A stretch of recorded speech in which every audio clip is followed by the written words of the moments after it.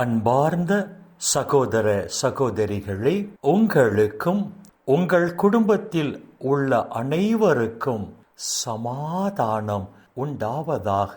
ஆமென். அன்பார்ந்த சகோதர சகோதரிகளே, இன்றைய நாளின் தியானத்திற்காக நாம் எடுத்துக்கொண்ட இறை வார்த்தை புனித பவுல் கொரிந்தியருக்கு எழுதிய 2ஆம் திருமுகம் 13ஆம் அதிகாரம் 7வது இறை வார்த்தை. நீங்கள் தீமை எதுவும் செய்யாது இருக்க உங்களுக்காக நாங்கள் கடவுளிடம் வேண்டுகிறோம். எங்கள் தகைமையை எடுத்து காட்ட நாங்கள் விரும்பவில்லை. நாங்கள் தகைமை அற்றவர்களாக காணப்பட்டாலும் நீங்கள் நன்மையே செய்ய வேண்டும் என்பதே எங்கள் வேண்டல் என்று புனித பவுல் இங்கு எழுதுகிறார்.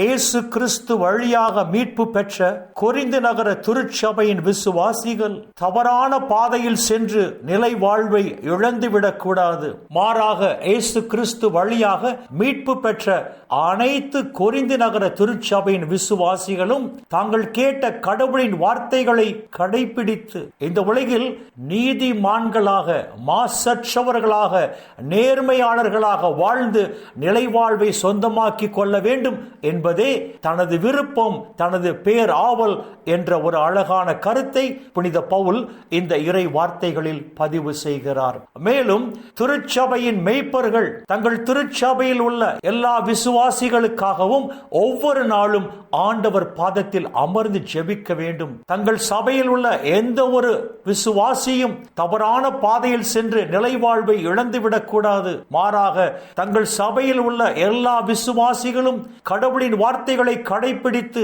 அவர் பார்வையில் நீதிமான்களாக வாழ்ந்து நிலை வாழ்வை சொந்தமாக்கி கொள்ள வேண்டும் என்று தங்கள் திருச்சபையில் உள்ள அனைத்து விசுவாசிகளுக்காகவும் திருச்சபையின் மேய்ப்பர்கள் ஒவ்வொரு நாளும் ஜெபிக்க வேண்டும் என்ற ஒரு அழகான கருத்தையும் புனித பவுல் இந்த இறை வார்த்தைகளில் பதிவு செய்கிறார். அன்பார்ந்த சகோதர சகோதரிகளே, கடவுள் ஏன் இயேசு கிறிஸ்து வழியாக நம்மை மீட்டெடுத்தார்? நம்முடைய பாவ வாழ்க்கையின் காரணமாக நிலை வாழ்வை இழந்து நாம் வாழ்ந்து கொண்டிருந்தோம். ஆனால் கடவுள் தனது பேர் இரக்கத்தினால் நாம் அனைவரும் அந்த விண்ணக ராஜ்யத்தில், விண்ணக பேரின்ப வீட்டில் அவரோடும் அவர் திரு குமாரனோடும் என்றென்றும் வாழ்ந்திருக்க வேண்டும் என்ற பேர் ஆவலினால் கடவுள் இயேசு கிறிஸ்து வழியாக நம்மை மீட்டெடுத்திருக்கிறார். கடவுள் இயேசு கிறிஸ்து வழியாக நம்மை மீட்டெடுத்தது நாம் அனைவரும் நிலை வாழ்வை உரிமையாக்கி கொள்ள வேண்டும், அந்த பேரின்ப ராஜ்யத்தில் அவரோடு என்றும் வாழ்ந்திருக்க வேண்டும் என்பதற்காகத்தான் கடவுள் இயேசு கிறிஸ்து வழியாக நம்மை மீட்டெடுத்திருக்கிறார். இயேசு கிறிஸ்து வழியாக மீட்பு பெற்ற நாம் அந்த இயேசுவை போல் அனைவருக்கும் நன்மை செய்து வாழும் போதுதான் விண்ணக ராஜ்யத்தை நாம் சொந்தமாக்கி கொள்ள முடியும். மாறாக இயேசு கிறிஸ்து வழியாக மீட்பு பெற்ற நாம் இயேசுவை போல் அனைவருக்கும் நன்மை செய்யாமல் யூதாசை போல் பிறருக்கு தீமை செய்து வாழ்வோம் என்று சொன்னால் நிலை வாழ்வை நாம் சொந்தமாக்கி கொள்ள முடியாது. அன்பார்ந்த சகோதர சகோதரிகளே, இயேசு கிறிஸ்து வழியாக மீட்பு பெற்ற நாம் அந்த இயேசுவோடு இணைந்து அந்த இயேசுவையே சார்ந்து நாம் பெற்றுக்கொண்ட மீட்பில், இரட்சிப்பில் நிலைத்து நின்று வாழ்வோம். இந்த உலகில் நல்ல கனி தருகிற மரமாக வாழ்வோம். அப்பொழுது பரலோக பிதா இந்த உலகிலும் நம்மை மிகுதியாக ஆசீர்வதிப்பார். இந்த உலக வாழ்வின் முடிவில் ஆண்டவர் இயேசுவின் மாட்சியில் நாம் பங்கு பெறும்படி செய்வார். இந்த இறை சிந்தனைகளோடு நாம் ஜெபத்திற்குள் கடந்து செல்வோம். எங்களை நேசிக்கிற நல்ல பிதாவே, அப்பா, இந்த உலகில் இன்னும் ஒரு நாளை நீர் எங்களுக்கு சேர்த்து தந்தீரே.